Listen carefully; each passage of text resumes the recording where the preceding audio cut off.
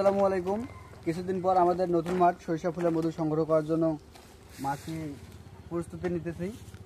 এই যে দেখতেছেন বাচ্চা মৌমাছি অনেক বেশি হয়ে গেছে, যার কারণে এখন মৌমাছি চাক খাবে। এই যে এগুলো আমরা এখন ফেলাই দিতেছি, এগুলো ফলসগুলো এগুলো ফেলাই দিয়ে এখন নতুন করে আমরা শীত ফেলাবো।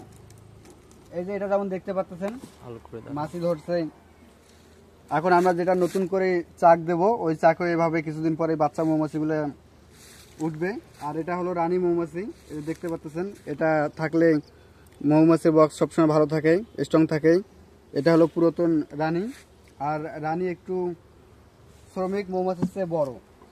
আর এখন যেটা যে চাক দেব, এই চাকটা তো কিছুদিন পর ওরকম বাচ্চা মৌমাছি উঠবে, ভরপুর হয়ে যাবে। এটাও কিছুদিন পর দেখবেন আগের মতো স্বাভাবিক হয়ে গেছে। যেহেতু কিছুদিন পর আমরা সরিষা ফুলের মাঠে প্রথম ঢুকবো, যার কারণে মৌমাছির বক্সের যত্ন নিতেছি।